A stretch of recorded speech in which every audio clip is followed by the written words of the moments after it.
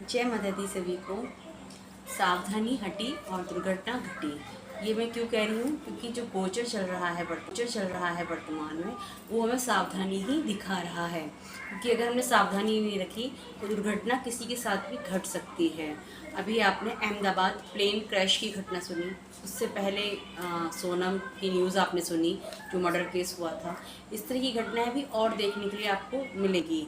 28 मंगल केतु की युति होने से काफ़ी विस्फोटक घटनाएं देखने के लिए मिल सकती हैं। देश विदेश की राजनीति में काफ़ी उथल पुथल और आगे बढ़ सकती है। और आप देख भी रहे हैं, ईरान और इजराइल में अभी स्थितियां और भयानक हो सकती हैं।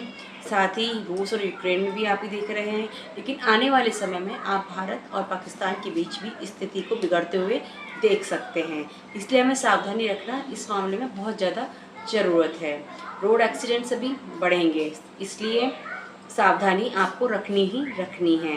आग से होने वाली घटनाएं, जो जंगल में आग लगना हो, प्लेन क्रैश होना हो, या जो हमारे घर में सिलेंडर्स होते हैं, वहाँ भी आपको काफ़ी सावधानी रखने की ज़रूरत है। क्योंकि आग से होने वाली घटनाओं की संभावनाएं ज़्यादा हैं। क्योंकि मंगल केतु की युति 28 जुलाई तक बन रही है। इन सब से बचने के लिए हम क्या कर सकते हैं, आइए जानते हैं।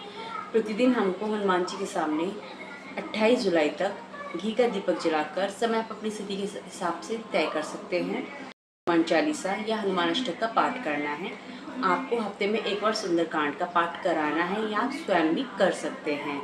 साथ ही किसी लंबी यात्रा पर अगर आप जा रहे हैं तो वहाँ जाने से पहले अपने घर के जो भी आपके बड़े बुजुर्ग हैं उनके पैर छुएं, और साथ ही भगवान से प्रार्थना कर कर ही निकलें। अगर आवश्यक हो तो आप लंबी यात्रा करें, अन्यथा 28 जुलाई के बाद आप इन यात्राओं को आगे बढ़ा सकते हैं। साथ ही जिनकी कुंडली में मंगल केतु की युति है, उनको भी सावधानी रखने की बहुत अधिक आवश्यकता है। ईश्वर पर विश्वास रखते हुए, भगवान के से प्रार्थना करते हुए और संयम से हम इस दुर्घटना भरे समय को, या मैं कहूँगी सावधानी भरे समय को, संयम से निकाल सकते हैं। उपाय के तौर पर आप एक जटा वाला नारियल ले लीजिए और सभी घर के सदस्यों से उसको उनके माथे से उसे लगाकर और लाल कपड़े में बांधकर उसे हनुमान जी के मंदिर में जाकर, कोई भी घर का स्त्री या पुरुष इस कार्य को कर सकता है, प्रार्थना करते हुए कि हमारे घर में सब सही रहे, सब सुरक्षित रहे, ये उनके चरणों में आप अर्पण कर दीजिए। साथ ही सूर्य देव को जल चढ़ाना बिल्कुल ना भूलें। और गुरुदेव भी अस्त हो रहे हैं, इसलिए हर बृहस्पतिवार को पीली वस्तुओं का दान ज़रूर करें। जय माता दी।